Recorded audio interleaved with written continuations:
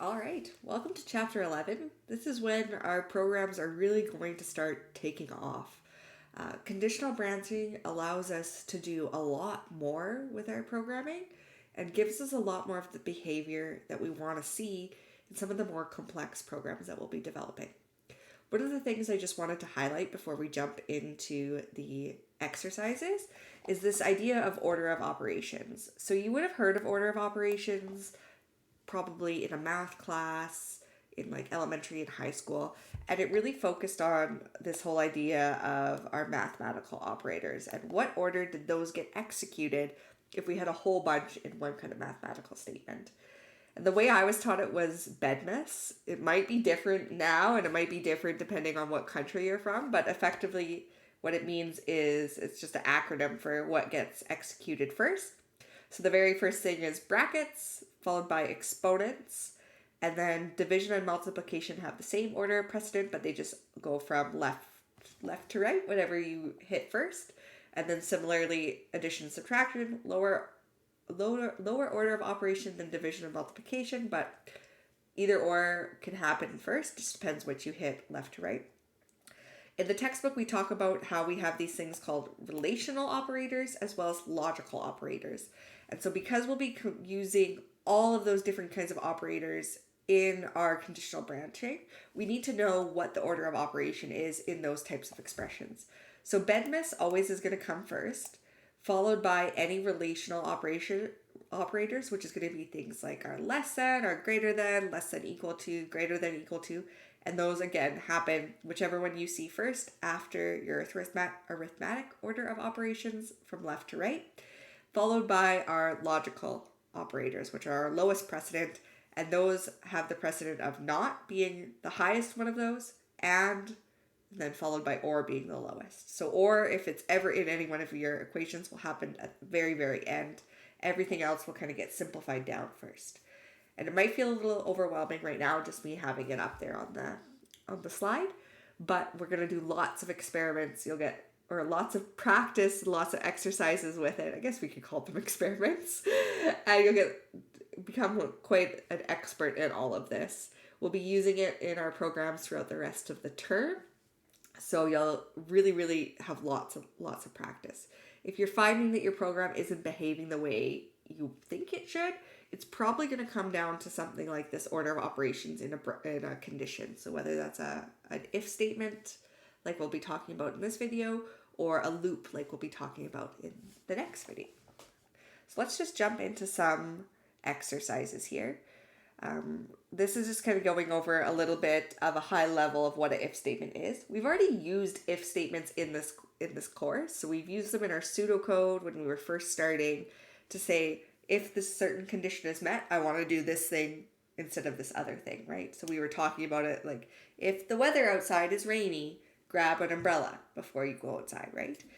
We've used it when we've been using our key pressed function to say, okay, if the user pressed the G key, then we're going to turn the circle green, right? So we've already seen how we can use those if statements. And what we're going to be doing now is using them in other places throughout our code and with different kinds of conditions associated with them. But the goal is always going to be to ask questions about our data using those if statements. The kinds of questions are going to be things like, is my data equal to some other data? Is it not equal to some other data? Is it bigger than some other data or greater than? Is it less than some other data or smaller than? And as well, less than or equal to and greater than or equal to. And so these are all of our relational operators, right? So these all have equal precedent after our bedmas operators. So those are things like our addition, our subtraction. And just as you see them in the expression, they would get evaluated in order from left to right. Right? So no matter what order you see them in, let's say we could have something like 3 less than 5 equal false. This is a very silly condition. I don't know why we'd use it. But in this case, the less than will get evaluated first. So is 3 less than 5? That would be true. Is true equal to false? That would be false at the end. So that's what we would get out of that equation. And I can do that really quickly because I've had a lot of practice with these. If you look at that and you're like, oh wow, I didn't get that right away, don't feel stressed out about it. It takes a long time to get to the point where you can look at something and be like, oh yeah, it's just this and this and this. But that's the goal of where we're going to get to in this class. So in this exercise, we have all of these variables up here, and we want to evaluate the following expressions. So I find the easiest way to do that is to actually just have a little notepad. I'm just going to use my processing sketchpad open, and we're not going to run these programs. We could if we wanted to, but I just like to track what we're actually trying to evaluate. So this first one that we have A, we have y times z equal x.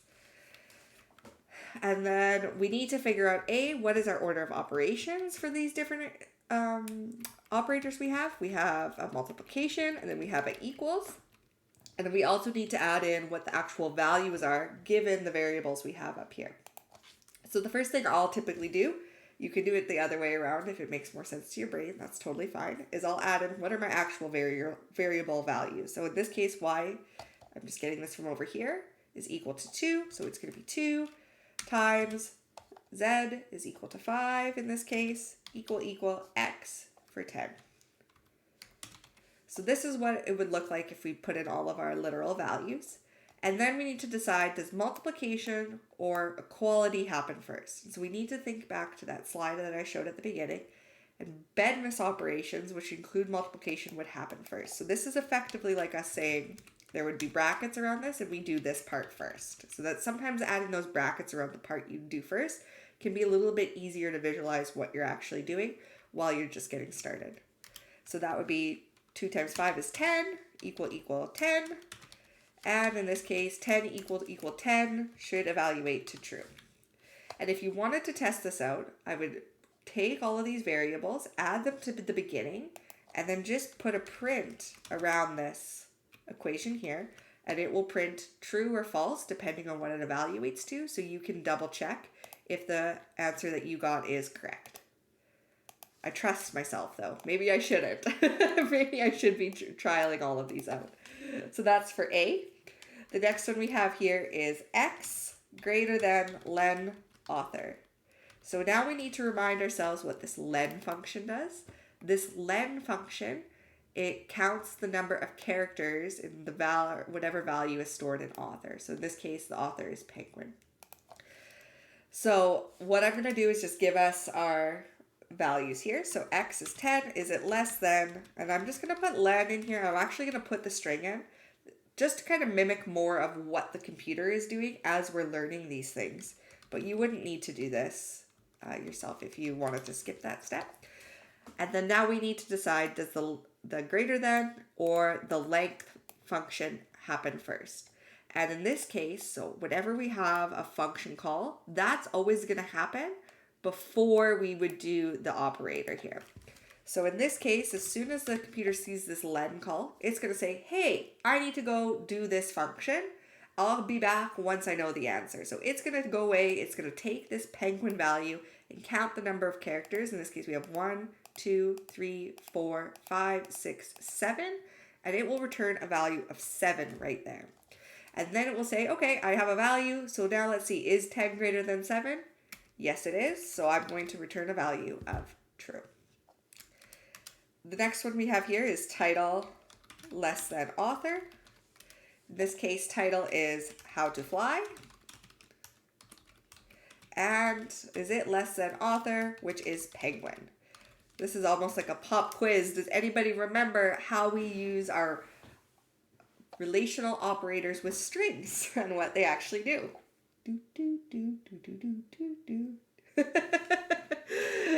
What they do is they try to determine, is this string come earlier in the dictionary than this string here? If it was a greater than, it'd be the other way around. But it's all lexicographical or dictionary ordering with strings. And in this case, when we look at this, does H come before P in the alphabet? Yes, it does. So this would return a value of true. Our last one here is author greater than publisher. And in this case, our author is still penguin. Is it greater than our which is I like to publish.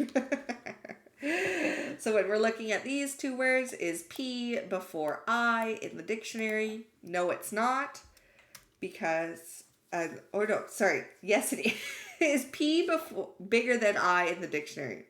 Wow. I need more coffee, clearly.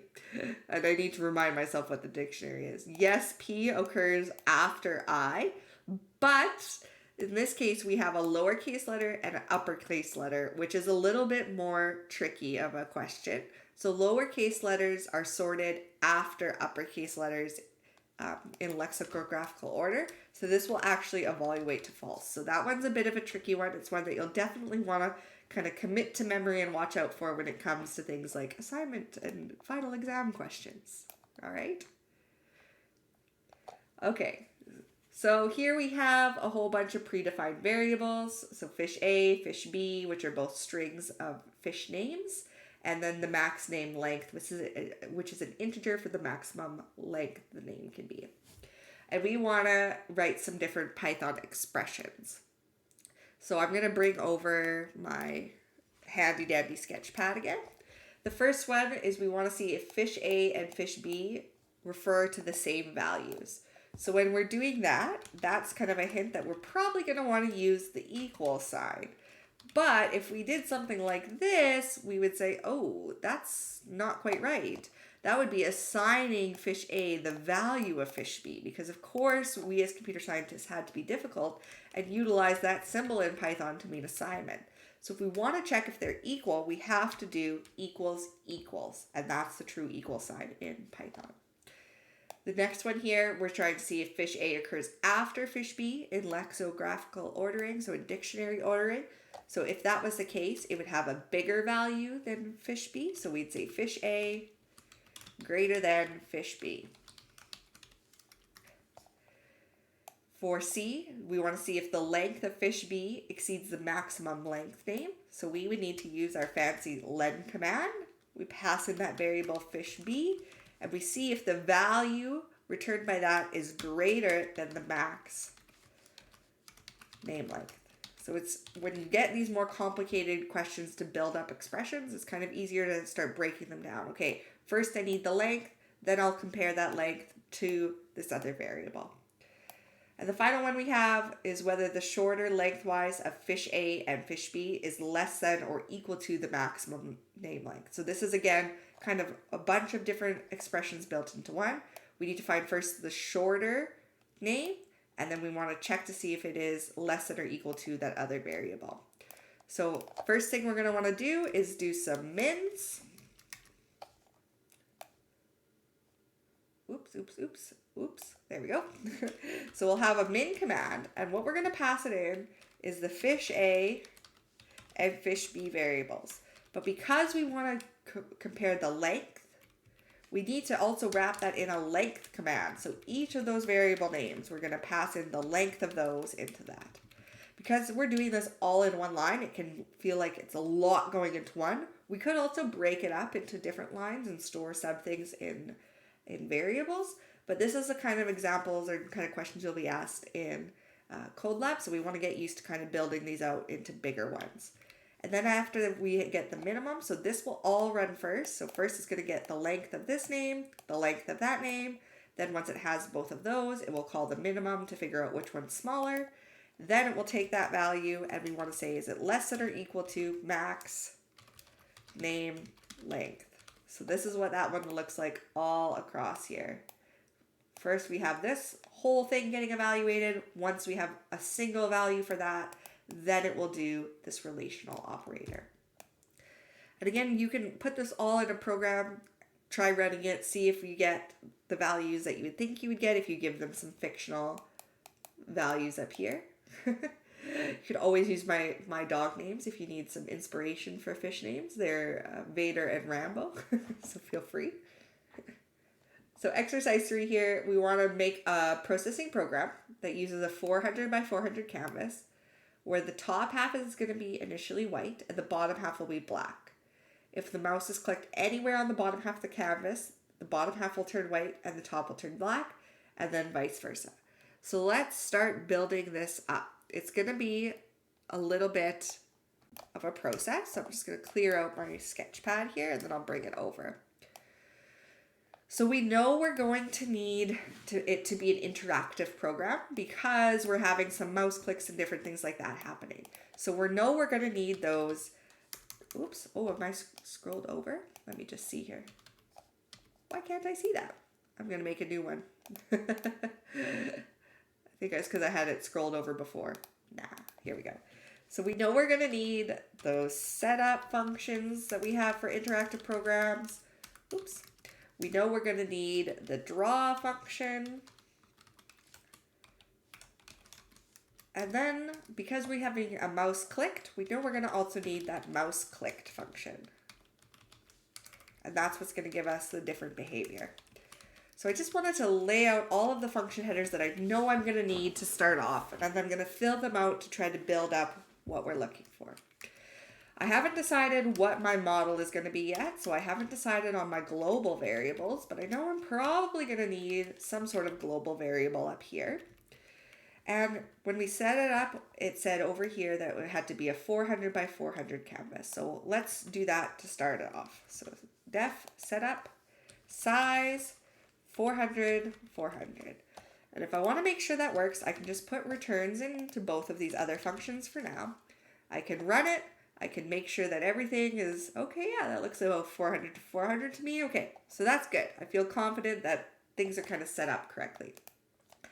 The next thing we can do is we can draw the very beginning of what we would want it to see. So we're going to have to pick some value for our background. What we could do is have two different rectangles if we wanted to, but if we want to be really tricky, we can just say, okay, we're going to make the background color to be one of our rectangles, and otherwise we'll just flip the background color and then we'll just have one rectangle on the bottom. So that would look like this, right? We have our background here, that will be one color, and then we just have to draw a second or a first rectangle down here of the other color to get it to look like there's two rectangles on the screen. So we'll pick it to be, what is this, white or black? Pop quiz to start off with. Black. Now, if I'm going to need to switch this, will I need to switch this? That's what we need to think about. If we are drawing a rectangle down at the bottom to start off with is going to be black. So the rectangle will be at the top to start off with, which would be white. If we want that, and we're not doing a second rectangle down here that's black, so we wouldn't just be drawing two rectangles constantly and switching the sides. What we'll actually be doing is taking that white rectangle and moving it around depending on where the user clicks on the canvas. So we don't necessarily need to change that background, so I don't need to keep track of the background color. It will stay. The only thing that's going to move is the rectangle on the canvas. So in order to do that, we're going to need to draw a rectangle. Let's just get it set up so that the top rectangle is being drawn first, because that's exactly what we want. Let me double check. Yes, the top is going to be white, the bottom will be black. So let's just get it so that we have a rectangle that we'll draw up here, and it's going to be white. If we would need to remember what do we actually need for our rectangle command, so if we come over to our little sketch we have here, we have this starting point up here, which would be 0, 0. We know this is 400 over, so we know our other x down here, which would be our second one, is going to be 400. And because it takes up half of our screen, we know that halfway down here is 200, because this other half here would also be 200 to get a total of 400. So if we do 400, 200 for x and y, that should give us the rectangle that we want. And let's just pop over to processing and actually draw that rectangle. So first we'll fill with 255, which is white. And then let's draw it to make sure it's going to work as we think it is. So 0, 0, 400, 200. And if I run that, ta-da, I get that. So I don't have any clicking, none of that. But so far, I have this being drawn as the top rectangle. Beautiful. So what I said I wanted for my behavior is if I click on the black or the bottom half, then they're going to flip. So the rectangle is actually going to move down. So almost what I need is a way to tell the computer, hey, the user clicked on the bottom half or the user clicked on the top half, one or the other, some sort of flag. And oftentimes if you think, oh, hey, I need a flag in my program, the way we do that is actually through a Boolean value, so we're true or false.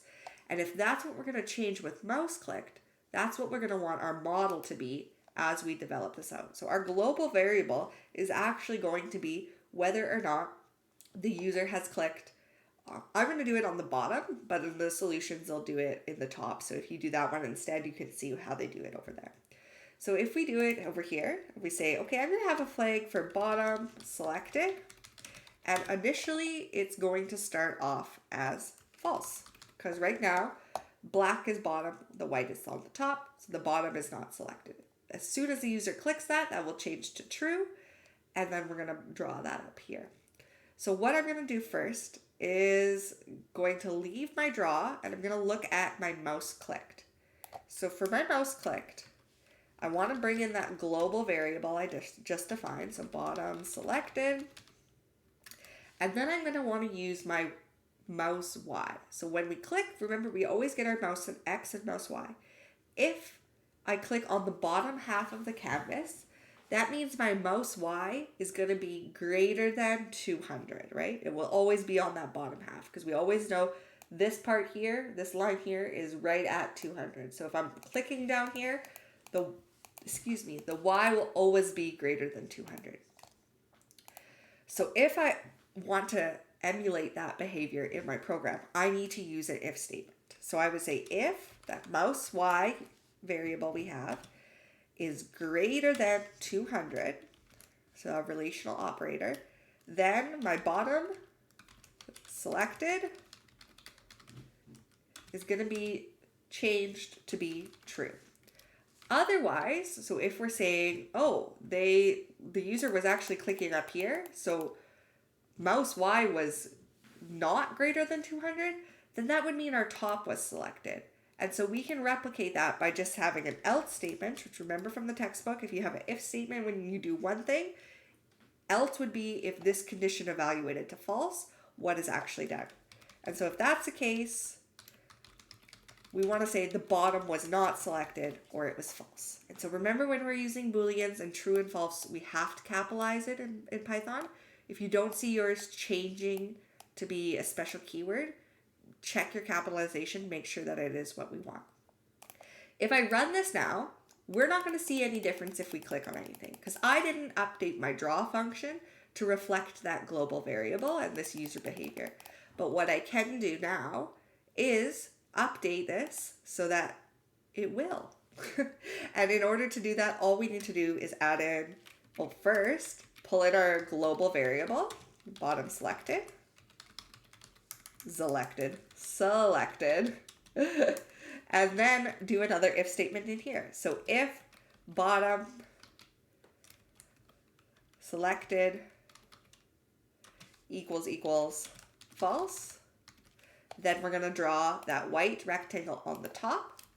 Otherwise, if bottom selected is true, we want to draw the rectangle at the bottom here. So in order to do that, we just need to figure out what those new coordinates are. So instead of our first ones being 0, 0, the x is still at 0, so it's still x of 0, but the y is at 200.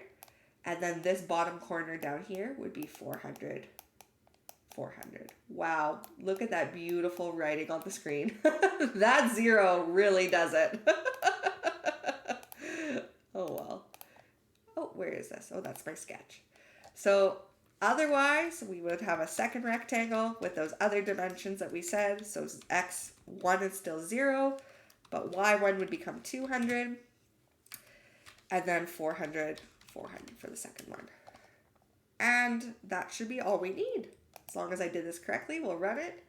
If I click here, it switches. Look at that. That's so satisfying. Oh, I'm so proud of myself. So make sure you understand how that's working. So we're just having a flag as our global variable that tells us if the user clicked on the bottom part of the screen or not. And if they did, it's going to switch the color if it's in the right setup to begin with. But see, if I keep clicking down here, it doesn't switch. If I click up here, then it will. So it's just saying, okay, if we clicked on the bottom, we're going to set it to true. If we clicked on the top, we'll set it to false. And then in our draw, it's going to take a look at that flag, and depending on what it is, it will draw the rectangle in the right area. So pretty exciting. A lot more complicated than any other program we have developed in this course to this point. So if you're struggling with that a little bit, come to help hours. We'll work through it together, kind of go through some different examples, okay? So that was all on relational operators. We also have these logical operators, so not, and, or, where we can take our Boolean variables or expressions that would simplify down into Boolean variables or Boolean literals, and then combine those up. So these, remember, have an order of precedence with them. They will always come after any kind of arithmetic operators or relational operators, but unlike the relational operators, where we could just do them in order of what we see first, left to right, not is the highest precedence, or is the lowest precedence, and is in the middle. And these are really, really, really powerful as we move into if statements and loops. So these are great examples of some of the questions you'll see on your final exam. So we have 3 variables here, and then we have a whole bunch of Boolean expressions. So we want to say, what do these all evaluate out to? And what I'm going to actually do is have you do these all on your own. If you're struggling with any of them, come to help hours. You can check the values of those either by printing them out in a Python program or checking the solutions that are on the website, okay? And so these ones like these down here are going to be more tricky. So you have to go through and figure out, okay, which one is the very first that I'm going to, here's the not. I'll be doing that first. And in order to do that, I have to figure out all these other things, right? So going through and working through that. If you're having problems, just reach out. We'll go through it together. So here we go. We got some more expressions and or variables, and we want to evaluate these following expressions.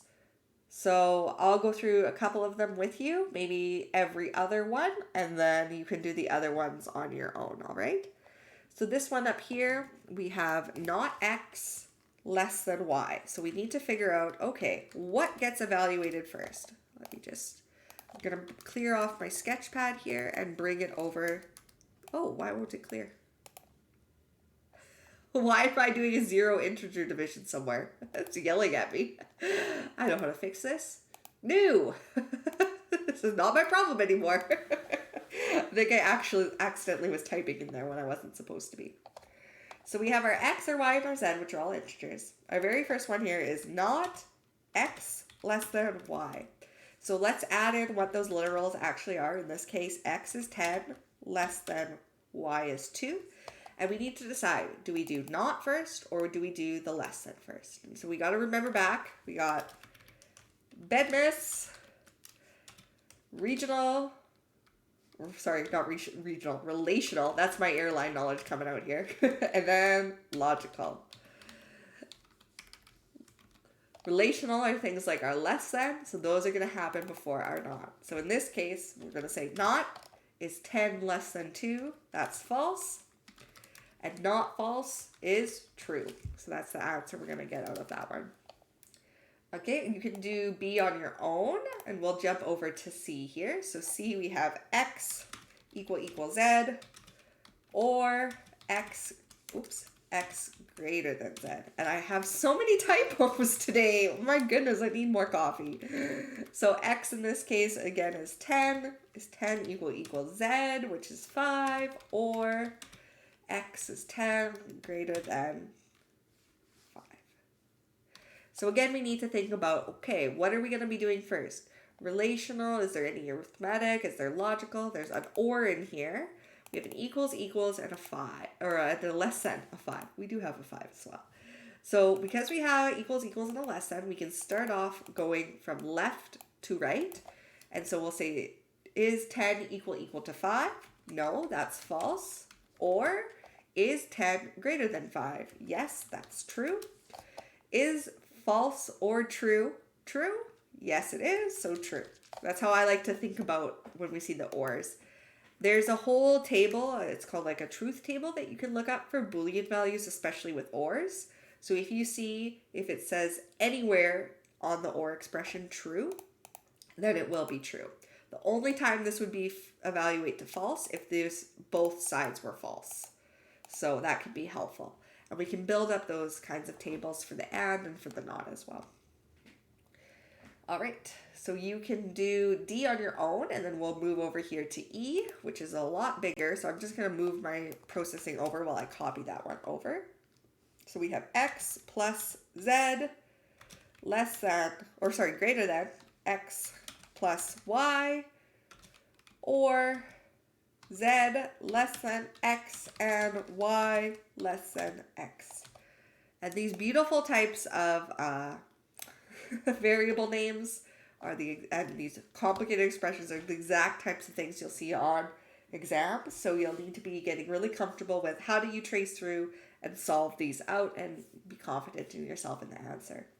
So again, let's put in the actual values for all of these variables. 10 plus 5 greater than 10 plus 2. Wow, that's a plus. Or 5 less than 10 and 2 less than 10. Okay, so let's start working through this.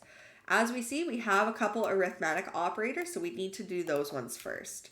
So we would say 15 greater than 12, or 5 less than 10 and 2 less than 10. Now we have a whole bunch of relational operators, and so we can just simplify those down, starting from the left and working over to the right. So is 15 greater than 12? That is true. Or is 5 less than 10? That is true. And is 2 less than 10? That is also true. So now we have an or and we need to remember which one of these comes before. Does anybody remember? So and is a little higher precedent than or. So that one will get evaluated first, and then the or will get evaluated. It can be tricky to remember that, but as you practice, that will become more and more second nature. So the first one we have to do is the and. So we say true or true and true. That is going to evaluate to true. And true or true will evaluate to true as well. So that should be your final answer. F you can do on your own for practice, and then let me just copy this big long one that's G over, and then we will work through it together. So X divided by Y equals Z, or X plus Z greater than Z. I'm trying to not make a mistake as I copy this over and try not to use copy paste, because we want to be practicing typing these types of things out. And I already did, I forgot a bracket. X times Y times X less than Y plus X. End of bracket. Okay. Now, this is a longer one here, but that's okay. First thing again, putting in those literal values. So we have 10 divided by 2 equal 5, or 10, I'm just laughing at my typos, plus 5 greater than 5, and not Y. Oh, forgot my brackets, and it's not Y, it's 2 times 10 less than 2 plus 10. Okay, so first thing I want to, where'd my processing go? Here it is. First thing I want to do is start going through and doing all of these different arithmetic operations. So everything inside of the brackets is going to have to happen before we can move on, because that needs to happen first, right? And inside those brackets, we're going to first start off with all of the arithmetic stuff. So 10 divided by 2 is 5, equal 5, or 10 plus 5 is 15, greater than 5. And not 2 times 10 is 20, less than 2 plus 10 is 12. So here we have a equals and a greater than, as well as an or. The equals, and the greater than are relational operators, so those are going to happen before our or. So we would say 5 is equal to 5 is true, or 5 is greater than 15 is also true, and not. 20 less than 12 is false. So now we have true or true, which is true. And then we have this and this not. And again, we have two of these logical operators. We need to remember which one happens first. The not is a higher precedent. So what that does is it just flips the Boolean that's right next to it. So we'd say and true. And then true and true is true. And that should be correct if we did all of that mapping through properly. It's one of the more complicated ones. You will see things like that pop up on assignments and exam questions. So it's good to have some practice with that. And leave it for a couple days, maybe come back and revisit it and work through it yourself and make sure you get that same answer out, okay? So now we have some exercises that have to do with branching and conditional statements. So branching is when we have more than one if statement kind of chained up. We're using those else if or elif keywords to link up a whole bunch of different kinds of conditions. So in this exercise, we want to write a function that checks to see if a given point is inside of a box. So we're going to have our function header here, which is given to us. And the xy that we pass in is the point we want to check. And then these other coordinates here are for the top left corner of the box. And then there's the width and the height of the box. So this is going to return true if it's inside the box, false if it isn't, okay? So we can work through this one together. And then I'll probably leave a couple of the other ones for you to work through by yourself. It's a little bit more complicated, but we're just going to write the function. We're not going to write all of the other stuff that would go around outside of it, okay? So, and if you want to see and you want to like actually draw it all out and play with it, there is a solution inside of the lecture exercise solutions where it has the draw function and all of that kind of stuff associated with it. And the mouse click so you can click around and change your x's and your y's. But let's just define this function. So we'll use our def keyword. And let me just move this down here so I get my full function header just as it specifies. Inside box, pass it in x, y, box x, box y, width, and height. And I'm going to make my screen just a little bit larger so we can see the whole thing at once. Okay. And what we want to do is check to see is x and y inside of that box. So what we need to figure out is what are the perimeters of that we would have to consider. And we could build up a really, really, really large condition in order to get that calculated. So if we have a square, I guess I could just use the square that we have here. We know what this coordinate is. This is x and y. Oh, sorry. No, we don't. This is box x and y. I don't have enough space to write box, so we'll just put bx and by. We could calculate what this is over here by combining it with the width. So that would be bx plus the width. Wow, this typing. And then we'd also have our box y as the other part of that coordinate. And we could figure out what all of these other points are as well. So that would be things like down here, how would we get this one? Brain is having a moment here. So we have the same here, bx plus width and by plus our height. And then this one here is just bx. And then the y is by plus height. So based on all of our parameters we can figure out what the boundaries are of that box. So we effectively need to make sure that the x is no smaller than bx and no bigger than bx plus width, and that the y coordinate is no smaller than the by or the box y, and no larger than the box y plus height. So really, We just need to build up a condition that has all of those things. So I'm going to just put them on separate lines for now, and then we'll combine them all up together. So the first thing we need to do is say check that x is not smaller than bx, or box x. I've got to stop saying bx because I just use that for the writing to make it a little easier on me. So if we wanted to do that, all we would do for that condition is say x has to be greater than box x, right? And that's saying, okay, we have to be bigger than the box x value, but we also need to make sure that x is smaller than this point over here, which is, our box x plus our width, so this point here. So then we'd have a condition that checks to see if x is less than box x plus our width.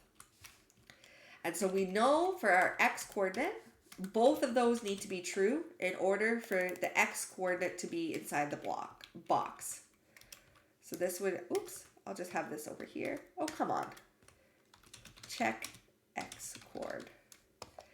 We also need to check our y coord. And I haven't linked this up with any if statements yet. I'm just kind of building up this big conditional that we'll have. And so again, we need to make sure that the y coordinate is no smaller than the box y coordinate that we passed in, and no larger than the box y plus height coordinate, which would be this point down here. So we do very similar thing. So is y greater than box y, and is y less than box y, plus height. And so that's checking for both of those. And truly, if the point is inside of the box, both of these sets of conditions, if we chain them together with an and, would be true. So what we'll need to do, and I'm going to make this big so we can see, we'll have an and that groups those two things together. But we should also have brackets that check for the y coordinate around and for the x coordinate around. Just kind of helps you visualize what both of those things are doing. And y coord. Now, what we need to do, now we have this condition, is we have to put it in an if statement. So we're checking to say if the coordinates are within the box, then we're going to return true. Else, the coordinates aren't in the box and we're going to return false. So the hardest part of this function is building up this big condition. You can add in the rest with the draw function and the setup function and the clicking, and then calling this function to see if it actually is, and you'll be able to play around to make sure that that's correct. You could also just try passing it in some coordinates with some values that you know it would be true for and you know it would be false for, and then printing out whatever's returned, and you should see the correct answer. So building up those coordinates is really what, or those conditions is really what takes a lot of time, and figuring out how do we actually check what we want to check given the information we have. So for exercise 7, you're going to do this one on your own, and you're going to be given, suppose you're given a function that returns a letter grade based on a numerical grade. If 75 is given an argument to both functions, what do they return? Actually, I'll walk you through this one. It's all good. So if we have a 75 and we're passing it into this letter 1 grade here, first letter is getting assigned to F. If we're saying, okay, is 75 greater than 85? No, it's not. So let's skip to the next one. Is 75 greater than 70? Yes, it is. So letter will get updated to B. Is 75 greater than 50? Yes, it is. So letter will be updated to C, and then it will be returned. So this is going to return a value of C. That looks like a G, but it's a C at the end. This one here, again, letter starts out as F. We check to see, is 75 greater than 85? No, it's not. So then we skip to this else if. 75 greater than 70? Yes, it is. So then it gets assigned a value of B. Since this was true, this condition here, we don't skip into this else if function like we did over here because this was just an if function. We just go right to the bottom after. As soon as one of these if statements is true, you skip all of the else clauses, even if they have an if after them. And so in this case, what gets returned is B. So this is actually giving us the behavior we want by chaining up these ifs in elif statements instead. When you only have ifs, they always are going to get checked because the else would be like down here and nothing is being asked of the program to do if this was false, right? So this one always is going to be checking these new conditions, and it can update something because this condition is still true even though this is the behavior that we want out of it. Whereas this one, the ifs or the elifs only get checked if the previous if was false. And in this case, as soon as this if is true, it just skips to the end of all of these elif statements, and that's a return statement, so it's going to return B. So I'll let you try to do this one on your own, figure out what would be the different results of these two functions and why, and which one is giving the value you want and why. And if you have any troubles with that, let me know. So exercise 9, they want us to write some processing code which draws a colored circle that follows the mouse. Initially, the circle will be red, and the user can change the circle's color by pressing the R for red, the G for green, and the B for blue keys. If any other key is pressed, it's going to display an error message. So this is very similar to lots of the other programs we've written before, with this caveat that we have this, if anything other than R, G, or B is pressed, we're going to print an error message to the console. So that's probably an else statement. Hint, hint. I'll let you write this one up on your own because most of this is review except for this part right here. If you have any problems with that, again, just come to help hours, come to tutorial hours. We'd be happy to help. All right, well, happy coding. In the next chapter, we're going to get into loops, which really, really finalizes us unlocking a lot of the power of programming.